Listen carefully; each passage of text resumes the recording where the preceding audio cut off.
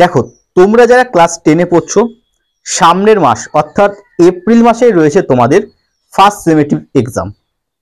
এবং first summative exam নিয়ে তোমরা অনেকেই বিভিন্ন রকম ভয়ের মধ্যে রয়েছো। আজকের এই ভিডিওর মাধ্যমে তোমাদের ফার্স্ট সেমেটিভের ইতিহাসের প্রথম অধ্যায়ের কি কি প্রশ্ন আসতে পারে তার উপর একটা সাজেশন তোমাদের দিয়ে দেবো। দেখো, এই প্রশ্নগুলো যে শুধুমাত্র তোমাদের ফার্স্ট সেমেটিভে কাজে লাগবে তা নয়, তোমাদের টেস্ট এবং ফাইনালের জন্য তোমরা এই প্রশ্নগুলো রেডি করতে পারো এবং টেস্ট এবং ফাইনালে এর মধ্যে থেকে তোমরা সাজেশন পেয়ে যাবে। তোমাদের প্রথম অধ্যায়ের নাম রয়েছে ইতিহাসের ধারণা, এবং এটা বলে রাখি তোমাদের কোন কোন অধ্যায় ফার্স্ট সেমেটিভে পরীক্ষা হবে। দেখো, প্রথম অধ্যায়, দ্বিতীয় অধ্যায় এবং তৃতীয় অধ্যায়, এই তিনটে অধ্যায় কিন্তু তোমাদের ফার্স্ট সেমেটিভে পরীক্ষা হবে। এবার দেখো, পরীক্ষাটা যেহেতু স্কুল থেকে নেবে, তাই স্কুল ঠিক করবে তোমাদের কোন কোন অধ্যায়গুলো পরীক্ষা নেওয়া দরকার বা কোন কোন অধ্যায়গুলো তোমাদের স্কুলে কমপ্লিট হয়েছে, তার উপর নির্ভর করে তোমাদের পরীক্ষাটা হবে। তবে সিলেবাস অনুযায়ী এই তিনটে অধ্যায় হওয়ার কথা রয়েছে। এবার কোন স্কুলে দুটো অধ্যায় হবে, কোন স্কুলে তিনটে অধ্যায় হবে। এবার একটু দেখে নাও কি কি প্রশ্ন তোমরা অবশ্যই রেডি করবে। তার আগে একটু বলে দিই, তোমাদের ইতিহাস ধারণা এই অধ্যায় থেকে কোনো রকম 8 নম্বরে কিন্তু বড় প্রশ্ন থাকে না। এখান থেকে 2 নাম্বার, 4 নাম্বার এবং শর্ট প্রশ্ন কিন্তু তোমাদের রেডি করতে হবে। চলো, প্রথমে 4 নম্বরে কি কি প্রশ্ন পড়বে একটু তোমাদের বলে দিই। ফার্স্ট কোশ্চেন হচ্ছে ইতিহাসে নারী ইতিহাস কি। অবশ্যই রেডি করবে নারী ইতিহাস কি বা নারী ইতিহাসের টিকা লেখো। ভেরি ভেরি ইম্পর্টেন্ট কিন্তু এটা এবছরের জন্য, অবশ্যই তোমরা রেডি করবে নারী ইতিহাস কি বা নারী ইতিহাসের টিকা লেখো।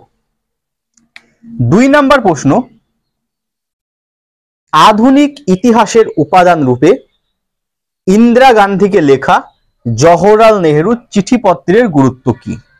এই প্রশ্নটা যথেষ্ট গুরুত্ব রয়েছে, তোমরা অবশ্যই রেডি করবে আধুনিক ইতিহাসের উপাদান রূপে ইন্দিরা গান্ধীকে লেখা জওহরলাল নেহরুর চিঠিপত্রের গুরুত্ব কি। 3 নাম্বার প্রশ্ন, ইতিহাসের উপাদান রূপে জীবন স্মৃতির গুরুত্ব লেখো। এই জীবন স্মৃতি হচ্ছে রবীন্দ্রনাথ ঠাকুরের লেখা আত্মজীবনী, জীবন স্মৃতি রবীন্দ্রনাথ ঠাকুরের আত্মজীবনী। এই জীবন স্মৃতির গুরুত্ব কি অবশ্যই রেডি করবে। 4 নাম্বার প্রশ্ন, সংবাদপত্র এবং সাময়িক পত্রের পার্থক্য কি। এই কোশ্চেনটাও তোমরা রেডি করবে।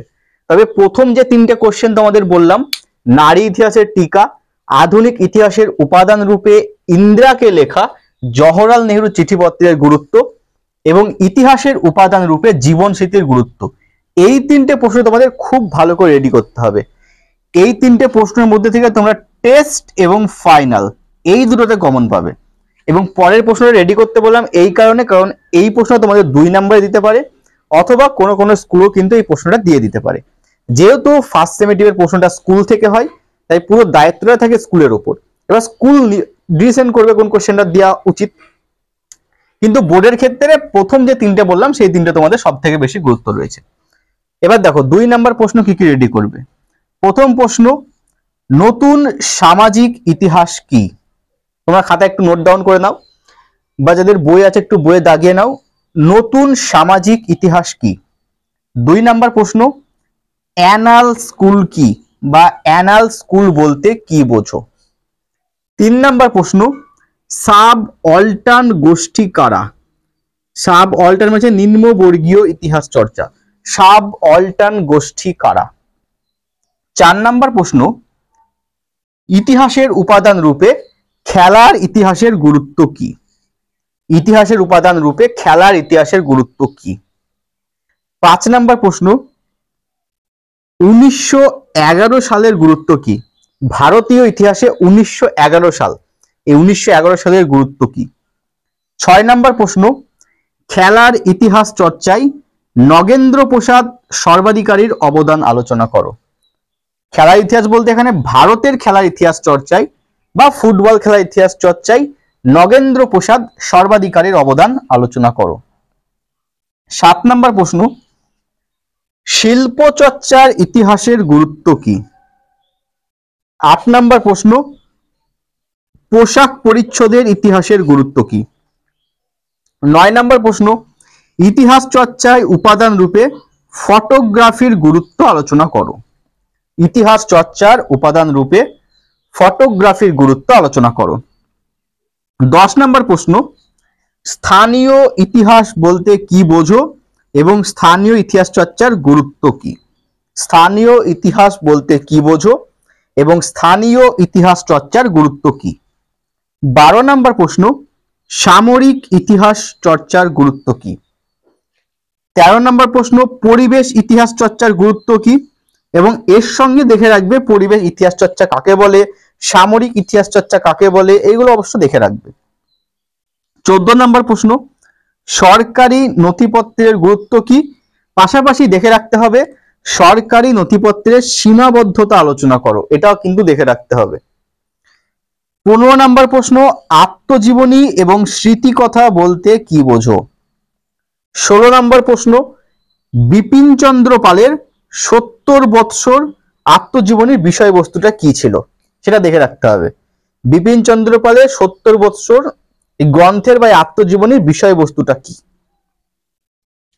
17 নম্বর প্রশ্ন, সরলা দেবী চৌধুরী রানীর আত্মজীবনীমূলক গ্রন্থ জীবনের ঝরা পাতা, এই জীবনের ঝরা পাতা গ্রন্থের ঐতিহাসিক গুরুত্ব কি? এটা দেখে রাখতে হবে। 18 নম্বর প্রশ্নই বলেছে ইতিহাসের উপাদান রূপে সংবাদপত্রের গুরুত্ব কি? এই কোশ্চেনটাও দেখে রাখতে হবে। ইতিহাসের উপাদান রূপে সংবাদপত্রের গুরুত্ব কি? পরের প্রশ্ন, সোমপ্রকাশ পত্রিকার বিষয়বস্তু কি ছিল? কি বললাম? সোমপ্রকাশ পত্রিকার বিষয়বস্তু কি ছিল? এই যে প্রশ্নগুলো তোমাদের বললাম এগুলো কিন্তু অবশ্যই রেডি করবে। শুধুমাত্র যে ফার্স্ট সেমেটিভ পরীক্ষা তা নয়, টেস্ট পরীক্ষা, তোমাদের মাধ্যমিক ফাইনাল পরীক্ষা, এই পরীক্ষাতেও কিন্তু এর মধ্যে থেকে প্রশ্ন তোমরা পেয়ে যাবে। এবার দেখো 2 নম্বরে তোমাদের 19-20টা প্রশ্ন দিয়েছি, এর মধ্যে সব থেকে গুরুত্বপূর্ণ কোনগুলো? প্রথম প্রশ্নটা, নতুন সামাজিক ইতিহাস বলতে কি বোঝো? অ্যানাল স্কুল কি? সাব অল্টার্ন গোষ্ঠী কারা? যেগুলো সব থেকে বেশি গুরুত্বপূর্ণ আমি তোমাদের দাগ দিয়ে দিচ্ছি। 1911 সালের গুরুত্ব কি? খেলার ইতিহাসে নগেন্দ্র প্রসাদ সর্বাধিকারীর অবদান। ইতিহাস চর্চায় ফটোগ্রাফির গুরুত্ব।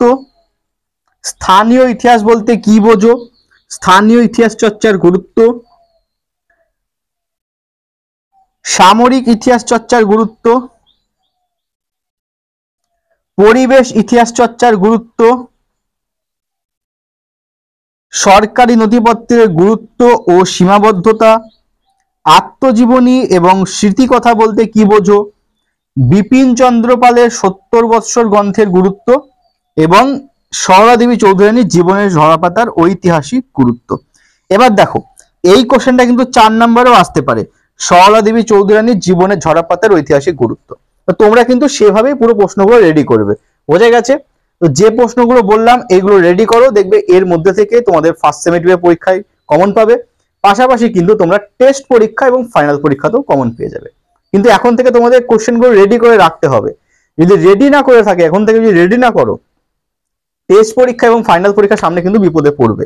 তখন দেখবে হাতের কাছে কিচ্ছু খুঁজে পাচ্ছ না।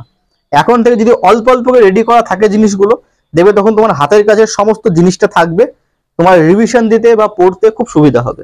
চলো তাহলে আজকের মতো ভিডিওটা এখানেই শেষ করি। নেক্সট দিন তোমাদের দ্বিতীয় অধ্যায় থেকে তাহলে আমি বলে দেবো, সেগুলো অবশ্যই রেডি করে নেবে এবং দেখবে তার মধ্যে থেকেই পরীক্ষায় কমন পাবে।